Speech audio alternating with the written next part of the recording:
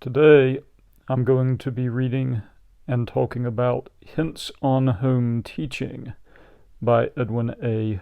Abbott. I think this is, of course, especially interesting now, since so many people are trying to teach and learn at home. So this is from the 1880s. There was, of course, a much different kind of school system back then, and lots of people learned in their homes at normal times. So, 1886.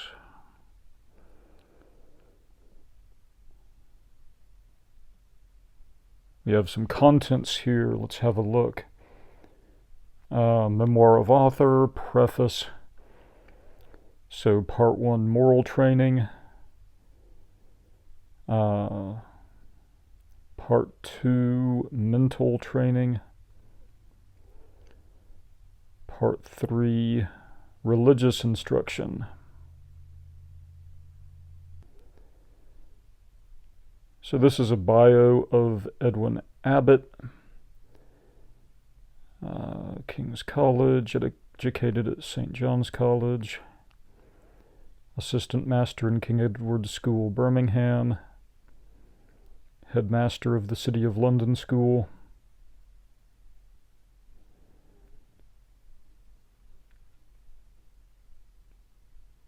So he also has instruction on writing and a lot of theology.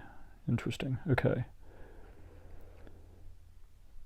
Oh, so one reason I'm doing this is that this is the author of Flatland, and I've read several of the sections of Flatland already and plan to continue doing that. So here we are, Preface to London edition. These hints on home training and teaching, although it is hoped they may be of use to governesses and private tutors, are addressed also to parents. The increased educational opportunities now afforded to girls and women justify the belief that in the next generation mothers will take a large part in the teaching and training of the young. At all events in the middle classes, and even where parents have not the leisure or the desire to superintend in detail the studies of their children, they can go far to form in them those habits which constitute the foundation of their intellectual as well as their moral future, and can assist the day school or the private tutor by an influence always most valuable when wise. To enable parents thus to contribute to the training of their children is one of the objects of this treatise. It need scarcely be said that the following pages make no claim to be called an exhaustive book. They contain little more than the results of the author's observation in the training of his own children, supplemented by experience in class teaching and in the examination of pupils of every age. During a long professional career, many books on education have been, of course, studied and assimilated, such as the instructive and stimulating works on educational reformers and practical educationalists by Mr. Quick and Mr. Letch, and in the suggestive though uneven treatise by Mr. Herbert Spencer. To these and others, the author doubtless owes unconscious debts, but more especially to Stowe's training system. In spite of many exaggerations and some mistakes, inevitable for every enthusiast, that book is likely to retain for many years a very great value for all teachers. The interesting work by the Baroness Marinholtz-Bülow on Froebel's system and the valuable lectures delivered by Mr. Fitch before the University of Cambridge were not studied until after the composition of the rough draft of the book, but the former has helped to put some old truths in a new light, and to the latter the author is indebted for several hints about the teaching of special subjects, obligations which will be found duly acknowledged as they occur. partly to save the space that must otherwise have been devoted to transitions and introductions, and partly to give the book the appearance of being what it really is, viz. A collection of hints, and not a continuous or complete treatise, the author's remarks are set down disconnectedly and perhaps in some cases abruptly, the main object being to say as briefly and clearly as possible no more than needed to be said.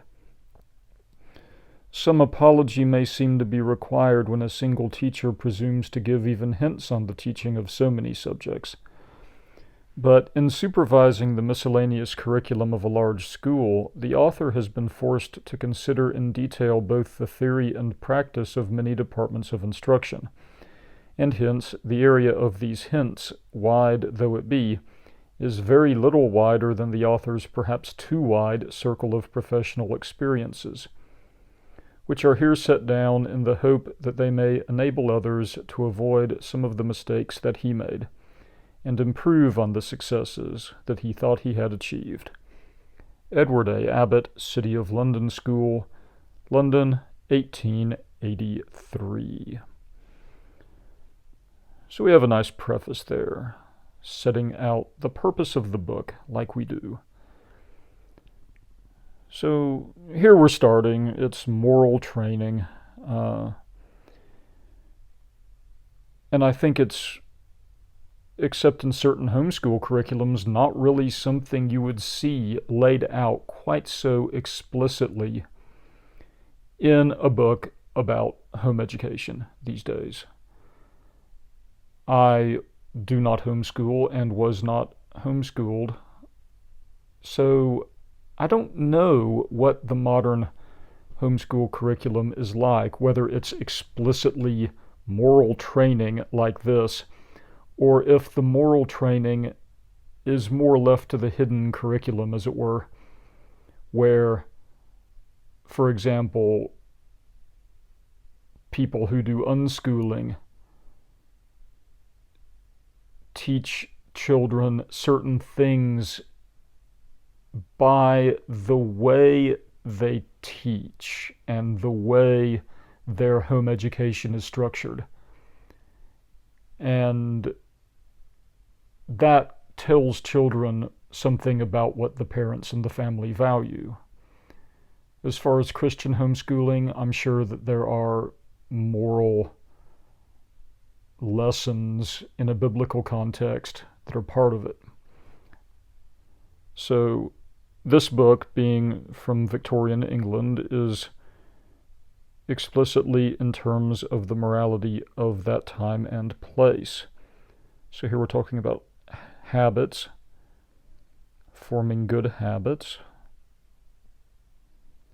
the way habits are formed by imitation, the fact, and this is true, that paying attention is also a habit. This Roman aphorism, "do what you are doing and nothing else," is about what we would now call mindfulness. Sort of being there in the world with what you are doing. All right, so observation. All these are habits. I talk about habits with the children I teach and with my own children a good bit. Let me see, observation, memory. I like this anecdote. If a child has been to the zoological gardens, instead of asking him for a description of the zoological gardens or "tell me now, what did you see in the gardens?" questions to the indefiniteness of which the poor boy is likely to succumb in silent bewilderment, or else to make confused and chaotic answers, you must help him thus. "So, you have been to the gardens. Well now, I want to hear how the beasts are getting on. First, the savage beasts that eat flesh. Did you see the lions fed?" etc., etc. That's just fun to me to imagine this, Victorian father in the 1880s or 1890s or, later on in the 1900s or 1910s saying something like that to a child. This is the kind of connection to history that this whole project is about. Just the people of the past were real people, and if you can read what they wrote, you can get a sense of their lives. All right, so some things about memorizing. Okay, exactness. Writing, as we all know, maketh an exact man, or person, as we would say today.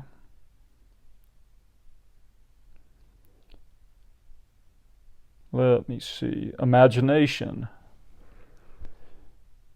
So, striking and memorable impressions. For no mind can construct images save out of the mental material already accumulated. Order, habits of order. If he is allowed too long to enjoy the results of order without himself contributing to them, he is in danger of assuming that order can be maintained without effort, and of ignoring the disadvantages of disorder because he has never experienced them. Duty, the appetites.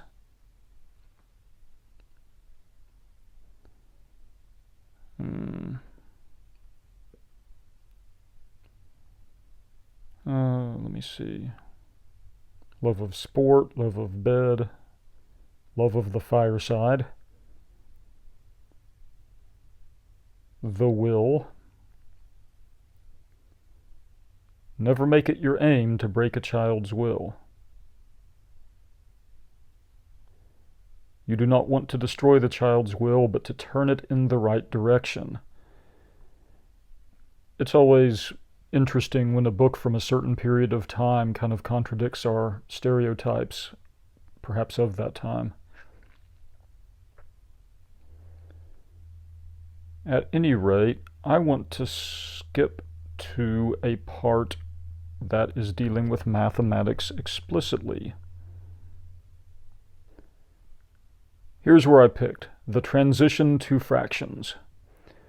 Before proceeding to fractions, and indeed before proceeding to long division, the explanation for which must be taken upon trust by children, as it is far too lengthy to be imparted without confusing them, a good store of easy problems should be worked involving the first 4 rules applied to small numbers and to small sums of money. All right, so we're looking at division here, sort of how we divide, how many oranges are given to 4 kids. So when a number of things is divided by a number of the same things, the answer is a number of times. But when a number of one kind of things is divided by a number of another kind of things, the answer represents some number of the first kind of things. So it's pure division, like if I'm dividing 12 apples amongst 4 kids, they each get 3. It's a ratio of the number of apples. That's what he means by the first thing here. Whereas if I'm just dividing, 12 apples divided by 4 apples, it's how many piles can I make? It ends up being a pure number, just 3. So the definitions of multiplication and division should be taught.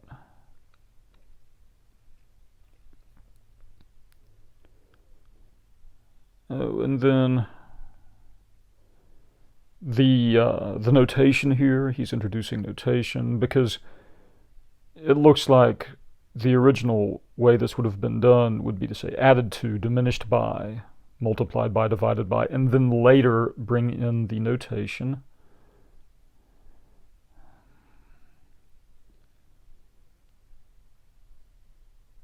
Oh, and okay, so he doesn't want people to use the words plus and minus for a while.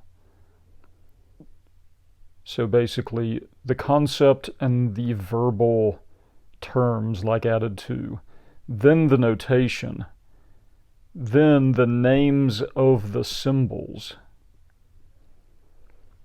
Oh goodness, the careless use of the sign equals must be strictly prohibited. This is still a problem today. There's a lot of issues with sort of using the equals sign to connect different steps in a solution and things like that.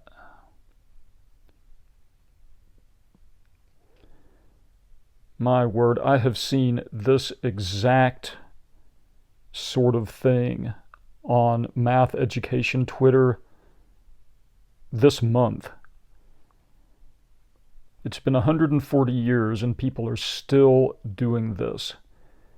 This part here, I mean, 12 times 3 equals 36, equals 36 times 4 equals 144, equals 144 divided by 2 equals 72.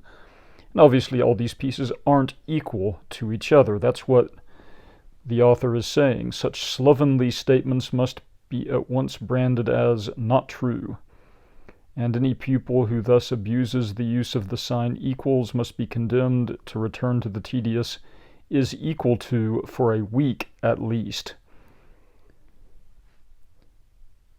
So when I learned algebra as a kid, it wasn't exactly as strict as this, but one thing my teacher did make me do was write every step of the solution below the previous step.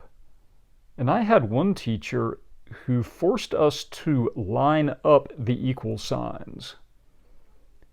And when possible, I still do that to this day. I'm a very habitual person.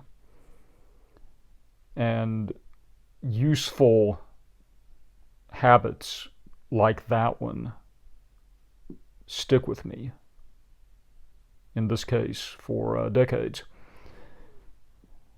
So, this is one of those things where no matter how much education changes, there are some things that just don't. And this tendency people have to want to say this type of statement where the steps are connected by equals signs appears to be one of those things. And it seems to me that if it was happening like this 140 years ago, goodness, it's probably going to happen as long as mathematical solutions like these are written down. There's something about us. Like this tells me that it's either our culture or just humanity. But even though our own culture has a lot to that it got from the Victorians, really it could hardly be more different, yet this still happens. There are many ingenious methods of showing children the meaning and laws of fractions. Whatever methods may be adopted, the teacher will always bear in mind the principle that the pupil is to be led to the unknown from the known, and that as far as possible he is to discover truths for himself. One of my pet peeves is people who claim that in the past people had to memorize by rote and then regurgitate. Let me tell you something. If I hear some edu-influencer use the word regurgitate, I immediately stop taking that person seriously, at least for a little while. Because anyone who knows about the history of education, and I'm an amateur, and I know this. I've been a teacher for a while, and I was, of course, a student in public schools. There has never been a time when, not in my experience, and certainly not in this type of pedagogy, when students were expected to memorize without understanding. There are anecdotes I've heard about individual schoolmasters or teachers going this way, but the official way teachers are supposed to teach has never been memorize by rote and then say it back. Mitochondria being the powerhouse of the cell notwithstanding, that's a pretty weak satire of what is actually going on in your typical school. Okay, this is a constructivist type of argument before Dewey, I think. I'm gonna have to, well, so memorizing is nice. I don't have Dewey's lifespan memorized. I don't recall when he was doing his seminal work, but still, that's the point. This was early. So, break a thin stick into 3 parts as nearly equal as you can manage. Each of these fragments, you tell him, is a third part or a third of the whole. In arithmetic, when one whole is thus divided into equal parts, each part is called not a fragment, but a fraction. But the meaning is the same, viz. A breaking. How are we to express in writing such a fragment or fraction in arithmetical writing? We might write it 1 divided by 3, but we prefer to write it 1/3, which means 1 divided by 3, or 1 divided into 3 parts. I love it. This is hands-on, right? That stereotype of let's stand up and recite with the slate and just say words we don't understand has never been the way teachers were encouraged to teach in the UK or the United States. Let the child then break a stick into 2, 3, 4, 5, 6, etc. parts. What does the lower figure in each case tell us? It tells us the number of equal parts into which one or unity is divided. That is exactly how fractions are taught today. I have seen the way fractions are introduced to young children. It is not any different than this.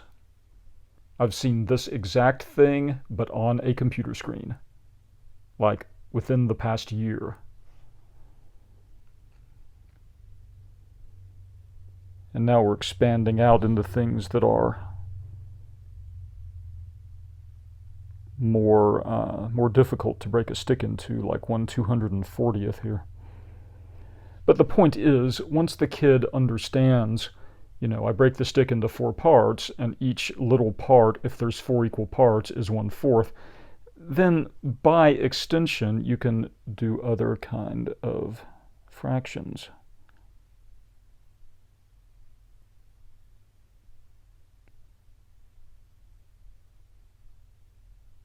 He's using language here we wouldn't use now, though. The lower figure in a fraction may be called the namer.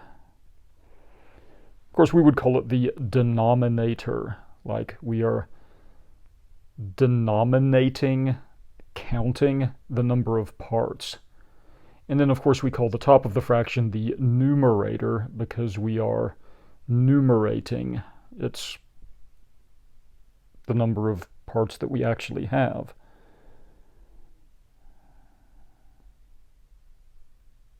Right.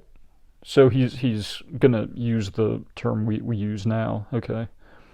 It's just that he wants children to get the easier to deal with term first.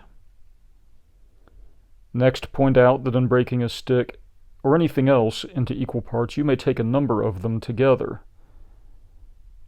Okay, so again, this is just like how it's taught today. 2/6, 3/6, 4/6, 5/6. Why did it have to be sixths? That's hard to say.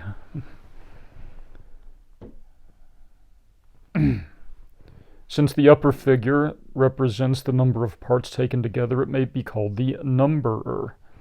So we start with the numberer and the namer, and then later on he says, let's move to the numerator and the denominator.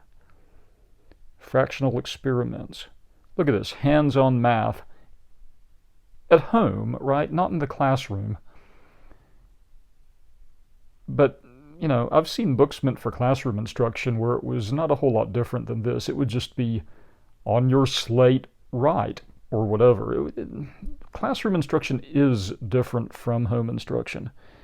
And home instruction definitely is better in a lot of ways at enabling hands-on activities. So I'll give them that.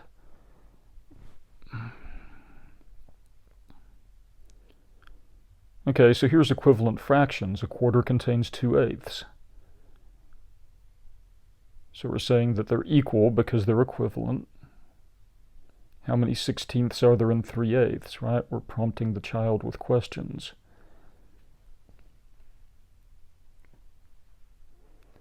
Avoid using the terms feet or inches, but speak of it as a piece of wood divided into 12 parts.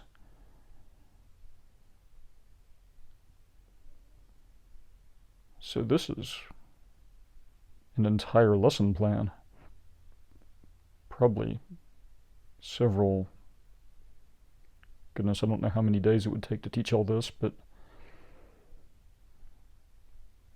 I mean, a week, perhaps, given that you wouldn't spend all day on math.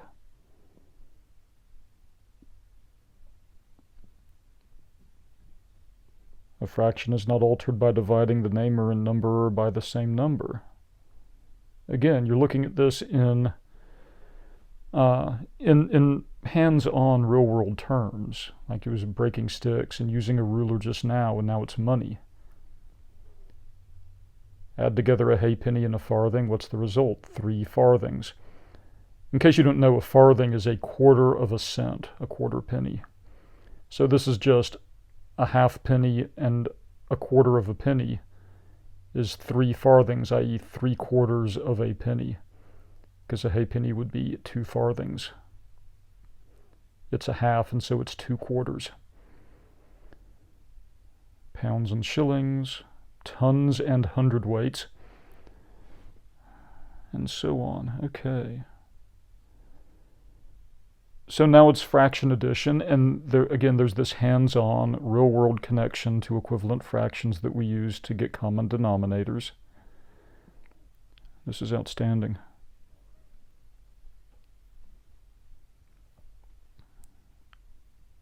I would use this with a child today. This isn't the slightest bit out of date except for the way the money is done. There's literally nothing wrong with this. To multiply a fraction by a whole number. 7 times 5 with a lot of examples. What is 5 times 7/8? 35/8. This is exactly how I would teach it.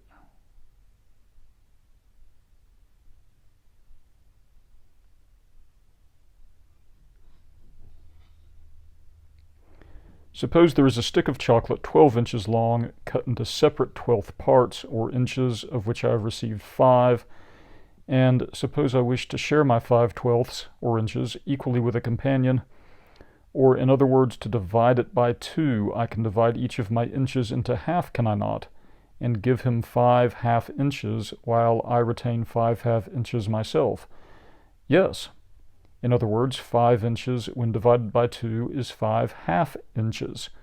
Yes, now an inch is a 12th part of a foot. What part of a foot is half an inch? If you cannot tell at once, count how many half inches there are on the foot rule, 24. Then a half inch is what part of a foot? A 24th. Therefore, in saying that 5 inches when divided by 2 are equal to 5 half inches, we really say that 5/12ths divided by 2 are equal to 5/24ths. Yes. So some things in education can be improved, and some are really hard to improve. And it looks like introducing kids to fractions is one of those things that's really hard to improve.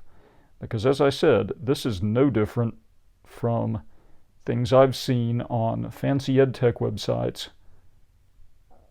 this year. No different. So,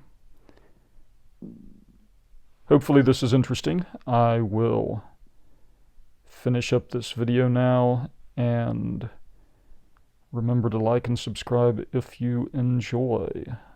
Thank you very much, and take care.